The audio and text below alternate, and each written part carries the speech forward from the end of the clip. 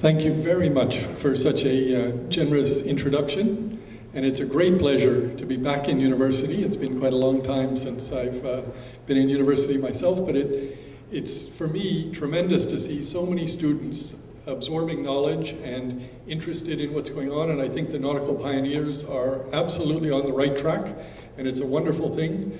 We have one of your graduates working in our operation here in Trinidad. We're very pleased. He's an excellent person, and we look forward to welcoming more in the future. I have a little technology problem here. I have to come down, I think, to make my presentation. Just a moment. Let me see if the cord will reach.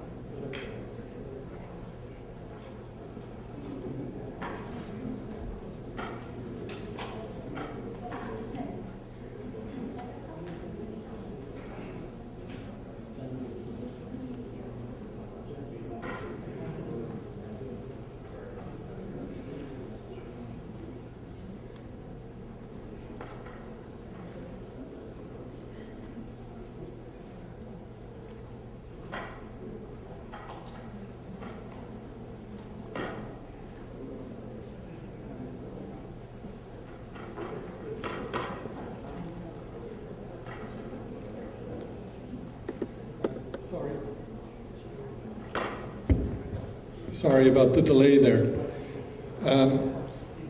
The topic for today's presentation is the expansion of the Panama Canal and its implications on the maritime sector of Trinidad and Tobago. And specifically, I'm going to talk about the effects of the expansion of the canal on bulk transshipment operations.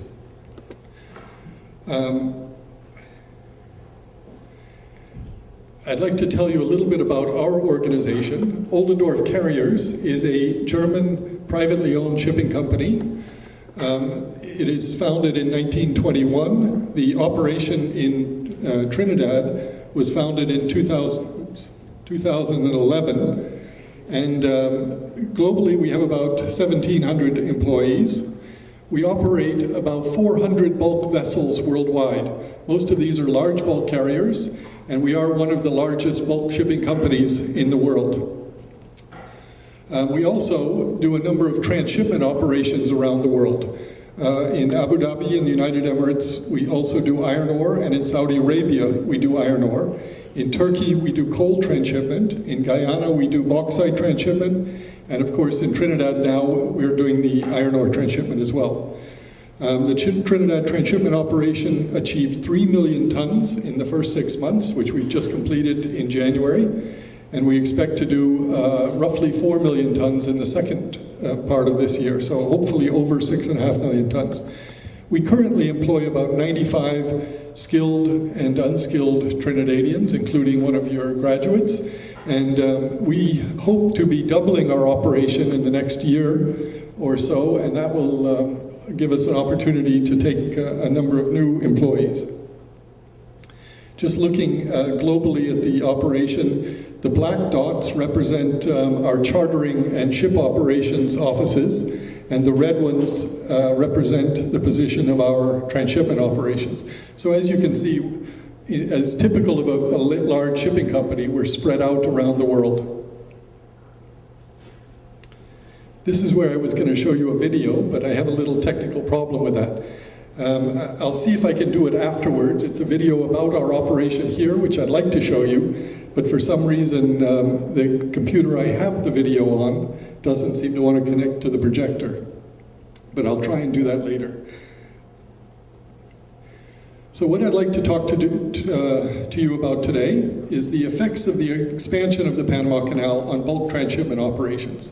First of all, we'll look at what is the expansion, what are they really doing, and what does it mean, and how important is the expansion, what does it mean for container shipping. Now, if we look at shipping in general, and we say a ton of iron ore or coal is worth roughly 100 to 150 US dollars. You imagine a container full of iPhones and the value of that container compared to bulk carriers. The expansion of the Panama Canal is extremely expensive, and it's going to have to be paid back by the value of the goods that go through it. And bulk is a very low value good compared to even any oil or oil products or gas or, of course, container ships. So bulk is the most difficult cargo to carry and pay high fees to transit. Just to give you an idea, for a large bulk carrier to transit the Panama Canal, it will cost roughly $460,000 US for one transit through the canal. That's a very large amount of money for the savings. Now we're going to look at that and how that affects the operation. But it's much easier to pay that $460,000, or in fact on a container ship it's less because of the way they're measured in Panama Canal units.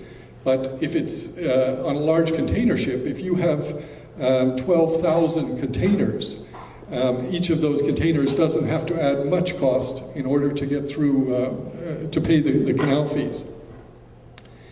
We're going to look at what is the opportunity for transshipment in Trinidad, what is the savings of using the Panama Canal in a low bulk market, in a normal bulk market, and in a strong market. And then we'll make a conclusion about the benefits of the expansion of the canal for transshipment in Trinidad.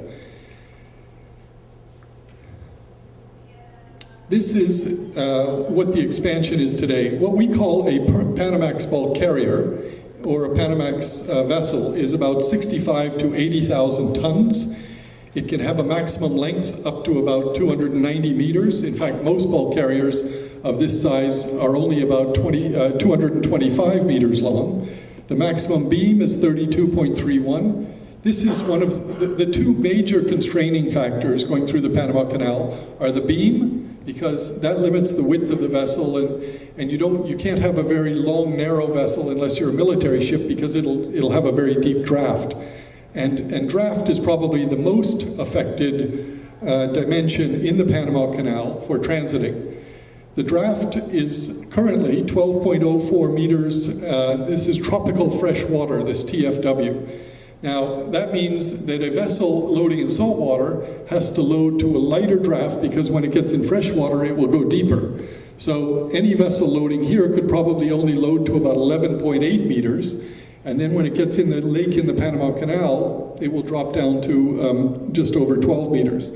And so most Panamax bulk carriers, if they're fully loaded to their 75 or 65 to 80,000 deadweight draft, would load to about 14 meters. So we're already restricting roughly 2 meters off of that vessel's full capacity in order to go through the canal. There's also an air draft restriction of 57.91. That doesn't normally affect vessels. Because of that draft restriction, most vessels will carry about 52,500 tons through the Panama Canal currently. When we look at the expanded Panama Canal, the right-hand column here, it will be able to take vessels up to about 200,000 tons, a very large increase. The maximum length will go to 366 meters, which is extremely long, and there are currently no bulk carriers of that length today, and a maximum beam of 49 meters. The draft will be increased from 12.04 meters, but only to 15.2 meters tropical freshwater. Now this is also a problem.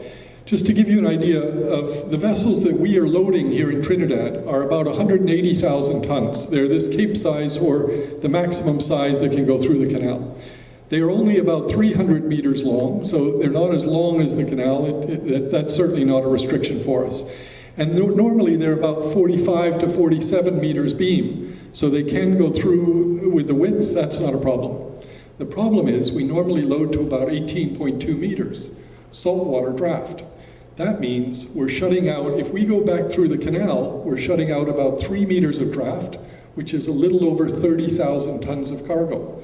That means that very high cost that I mentioned to you earlier, that $467,000 transit, has to be priced into a lower cargo quantity than a full cargo.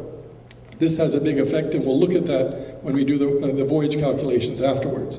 So this means a 180,000 ton vessel can only carry about 150,000 tons through the expanded Panama Canal. Incidentally, this is just showing where the Panama Canal is through the Isthmus of Central America. And it's a very short body of water, but it's quite complicated because vessels actually have to rise up through a series of locks, go across a lake, and then go back down to either the Pacific or the Caribbean on the other side. We were told earlier that about 90% of the world's goods are carried in ships. About 5% of the world's trade passes through the Panama Canal. That's quite significant, really, when you think about it. I mean, 5% of all of the world's trade goes through the Panama Canal annually. In 2012, 338 million tons transited the canal. The expected cost of the expansion is $5.25 billion. The Panamanian government had a referendum in 2006 and requested all of the citizens to vote on this, and by about 70% it was approved, and it was for a cost of $5.25 billion. They were also told by the government that the canal would be finished in 2014. Currently, they're saying that it should be finished in mid-2015, but it's slipping. The current cost for a loaded Capesize bulker, as I mentioned, is $467,350. There is a program on the internet. You can go in and put in a vessel's characteristics, and it will instantly come back and give you the cost for transit. Now, the Panama Canal Authority, we as a company have met with them, and they have said that they realize that it's not attractive for bulk carriers, or not as attractive for bulk carriers to transit as it is for container vessels and other types of vessels. And for that reason, they would be willing to look at discounting or making it attractive to get bulk carriers. So this is the current estimate of the cost, but in actual fact, I think you'll see as we go through, they might have to do something to attract bulk cargo through the canal. Looking at Trinidad to China, you were absolutely right, Doctor, when you talked about Christopher Columbus. 600 years ago, he was looking for the shortest way as well. And if we go via the Panama Canal from Trinidad, from Point Lisas, it's 8,529 nautical miles. If we go via the Cape of Good Hope, it's just over 13,000 nautical miles. So it's 35% shorter via the Panama Canal. That's quite significant in shipping, but that cost of transit and the limitation of draft affect that. If we look, when the Panama Canal was presented to the Panamanian citizens for the referendum, they gave them a 10-year timeline of the cargoes carried. The black line that you see rising to the right is the container traffic, and that was between 1995 and 2005, and it was expected to continue to go up exponentially over the next few years. The green line is the bulk cargo. And as you see, that decreased over that period. It leveled off in the last couple of years, but essentially it has gone down over time. And part of that is because the cost of bulk materials compared to other cargo or materials was so low that ships were able, especially in a low shipping market, to go around the Cape cheaper than going through the Panama Canal. If we look at what the Panama Canal told the citizens they expected in the year 2025, we look at the tonnage for containers would be about 98 million tons. In 2005 it was 98 million and 55 million of dry cargo. They said if they didn't do the expansion, they expected the dry cargo to go down by 10% and the container tonnage to double. So essentially a 202% change, that's with the canal with the expansion. They expected the big jump to go from 98 million in container traffic in 2005 to 296 million tons in 2025. However, the dry bulk tonnage would not increase very much, only 32% from 55 million to 73 million. This was their projection in 2005. This is what they've actually done in 2012. If you see, the light blue on the right represents the container business, and the red at the bottom represents the dry bulk business. So the container business last year was about 36% of the traffic, and the bulk business was about 25%. What's interesting is the container traffic has gone up as they projected to 119 tons. The dry bulk tonnage has gone up substantially to 83.4 million tons last year, much more than they projected even after the expansion. And this surprises me, and I don't really have a good answer for it, except that there is a big tendency now, because of the gas in the United States that has been recently found, most of the US coal is being exported either to Europe or to China instead of being consumed in the United States. And so I think the coal is actually affecting and has recently increased the bulk tonnage through there, but that is going in current Panamax-size vessels. We looked a little bit at the number of additional ships over 50,000 deadweight, which can transit for each added meter of breadth of the canal. In other words, if they went to a 45-meter draft, a very large number of ships could transit. Anything smaller than that and up to that point. They've decided to go to 49 meters beam, which means that almost everything sort of to 3/4 of the way along where it says 49, everything to the left of that, all of those vessels will be able to transit, which is the vast majority of bulk carriers. So the beam is not a limiting factor for most of the bulk carriers. Then here I've looked at the yearly iron ore exports from Venezuela to Asia in metric tons. And this is the big opportunities for transshipment in Trinidad are coal and iron ore. Those are the two commodities that travel mostly in large bulk carriers. Iron ore is about 70% and coal is about 20% of the large bulk carrier cargo market. So the specific cargoes that we look at are iron ore and coal. And in this area, Colombia is a large coal exporter, and Venezuela is an iron ore exporter, and Brazil is an iron ore exporter. And so those are the markets that we target to try and look at how we can expand our transshipment here in Trinidad. Sorry, I just wanted to point out on this that this has recently dropped off quite significantly in 2010, and I think that had to do more with some logistic issues in Venezuela and perhaps some other political issues than it did. Venezuela still has a lot of good quality iron ore to export, and it would still like to ship to China, and we'd like to help them to do that in the future. Looking at coal exported to Asia from Colombia by country, China takes about 4 million tons of Colombian coal. South Korea takes about almost 2 million, and Taiwan takes almost 2 million. Now there are some ports in Colombia that can load Cape-size bulk carriers, so only about half of this tonnage could possibly be transshipped in Trinidad, because the rest of it could be loaded directly onto Cape-size vessels in Colombia. This is the very large potential for transshipment. Brazil is now the largest exporter of iron ore in the world, larger than Australia and other countries. Brazil has a lot of large Cape-size ports that can load big vessels. The Chinese are by far the largest importer of iron ore. They take about 70% of the world's iron ore each year. And what the smaller ports in Brazil are finding is that the Chinese don't want to receive the iron ore in small vessels. They only want to receive it in big Cape-size.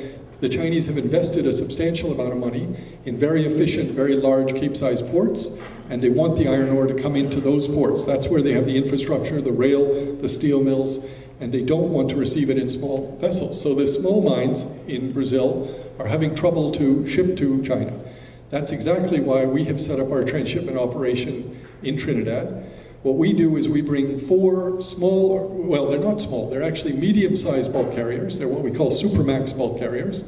And we bring them from Brazil, a port located up the Amazon River. And the Amazon River limits the draft to about 11.5 meters.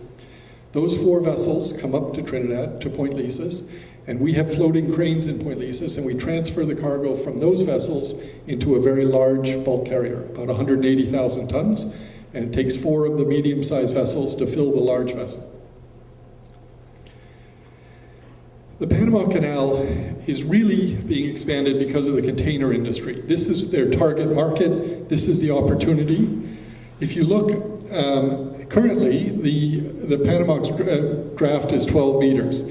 And at the table at the bottom on the right, it indicates that Panamax vessels can carry about 4,500 TEU, or containers, 40-foot containers, or sorry, 20-foot containers, in order to be able to transit the canal. With the expanded canal, the vessels up to about 12,000 TEU, or containers, will be able to transit. That, of course, is a massive increase and will make the commodities that travel in containers much more competitive transiting the canal. When they decided to go ahead with this, again, the draft is 15 meters for these container vessels, and the 12,000 TEU container vessels were the largest container ships in the world. Now there are a couple of 18,000 TEU container vessels, which will again not be able to transit the canal. Now we're going to look at a round trip via Panama in a low market. A low market I've identified as a time charter rate of about 10,000 a day. I've highlighted in red the numbers that I'd like to point out to you. So if we go Shanghai to Point Lisas via Panama, this is the ballast leg of our journey, because each trip we do on a ship, a Cape-size vessel, it's very difficult to triangulate, to find two loaded legs on for a triangle. What we normally have to do is what we call a shuttle voyage, which is a ballast one way and a loaded back. Most of the cargo is going from the Atlantic to the Pacific. It's very difficult to find a cargo in this market back from the Pacific to the Atlantic. So we're assuming that we do a ballast. We go from Shanghai in China to Point Lisas via Panama Canal. That's 8,529 nautical miles. And at a 12-knot ballast speed, which is an economical speed, it takes 34.58 days. That includes a 10% sea margin. We look at the fuel cost is just over $1 billion. The time charter rate at 10,000 a day for 34.58 days is 345,000. The Panama Canal transit in a ballast condition, it would cost about 411,000 according to the current estimate there. Then we have loading in Point Lisas. Fuel, 3.5 metric tons a day we assume an 8-day load for a vessel of this size, and that's 18,000. The time charter for 8 days would be 80,000. The load port cost 12,500. Then the laden leg going back through the Panama Canal, loaded, we would only assume we'd go 11 knots in the loaded condition on an economical speed, so it would take 37.54 days back to Shanghai. And the Panama Canal transit would be a bit more expensive loaded, it would be 467,000. Then discharging would take us roughly 4 days in China, and so we come to a total cost for that voyage via the Panama Canal of about $4.1 or $4.2 million US. But note, we can only carry 150,000 tons because of the draft restriction in the Panama Canal. That means we have a break-even cost of $27.84 per metric ton. Now that is a benchmark to compare going the other way. So my next slide, we look at going around the Cape of Good Hope, which is around South Africa, and on to Shanghai. So we're ballasting from Shanghai to Point Lisas via the Cape, we said is just over 13,000 nautical miles. And in ballast, we're doing 12 knots, so it's just under 50 days ballast. The fuel cost is 1.6 million because it's a longer trip. And the time charter rate is almost 500,000 because it's 10,000 a day. Then I'm going to skip down here a little bit, and we're going to look at, on the way back again, it's 11 knots loaded, even though it's a long voyage.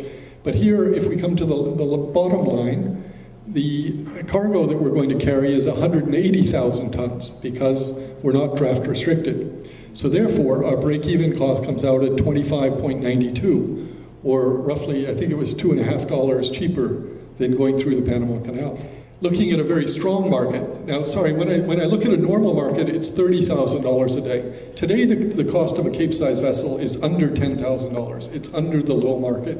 It's very cheap, it's unusual.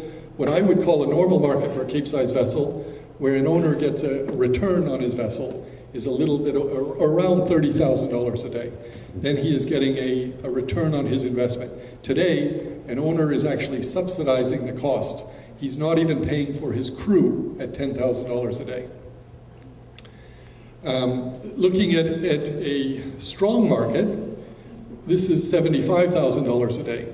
About 5 years ago, 6 years ago now, the Capesize market was at $170,000 a day and stayed over $150,000 for about 8 months. You imagine the money that the owners made in those days. They've lost a lot of it since, though.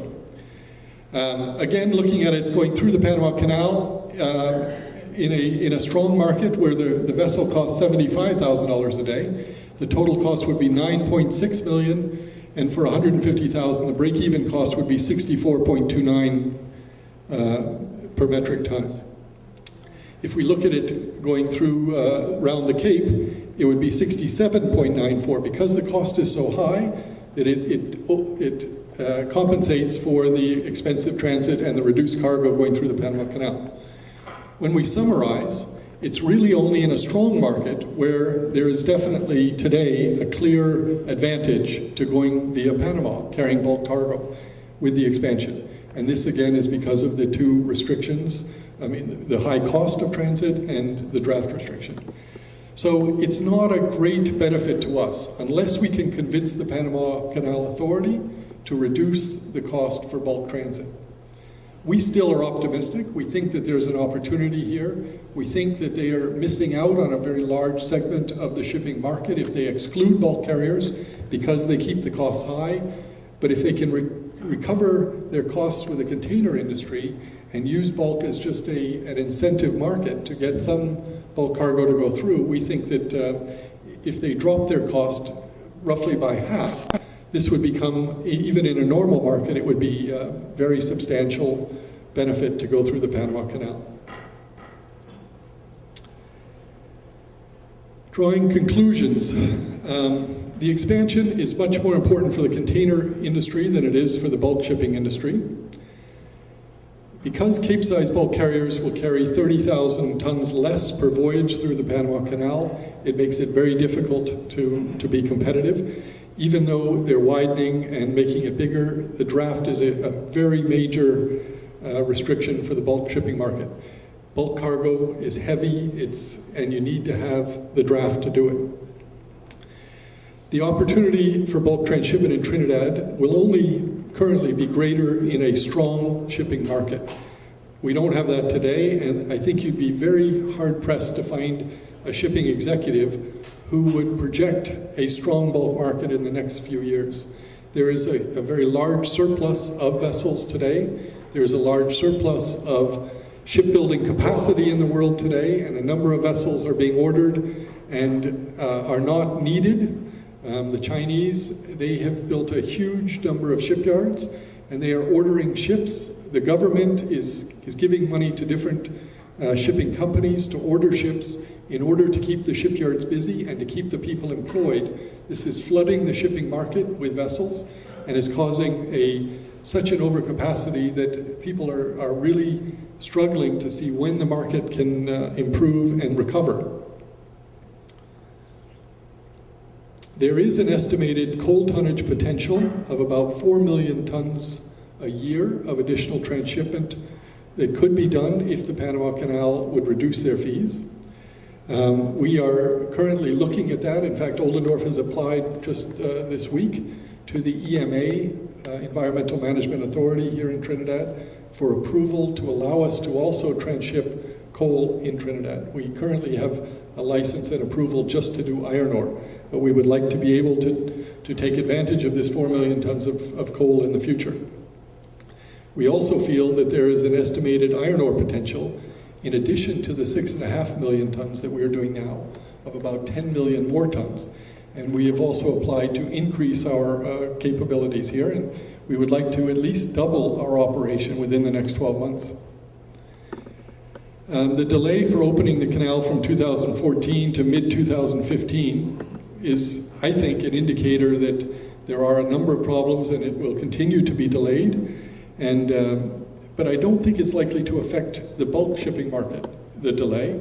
except that it will also probably increase the cost, the estimated $5.25 billion that the expansion costs, and that additional cost will somehow have to be paid for by vessels transiting the canal. So therefore, I think the transit cost of the canal is likely to go up, even though we need it to go down for the bulk market. Thank you very much. I hope I've been clear. I'm happy to share and answer any questions you have and share my presentation. I would really like to be able to show you a video about our current iron ore transshipment operations. I'm not an IT expert. If somebody can help me with that, that would be great, because I think it would be interesting for you. But perhaps in order not to delay, we can continue, and in the meantime, we can see if someone can set us up to be able to show this video to you. Thank you very much for your attention, and I'm happy to answer any questions.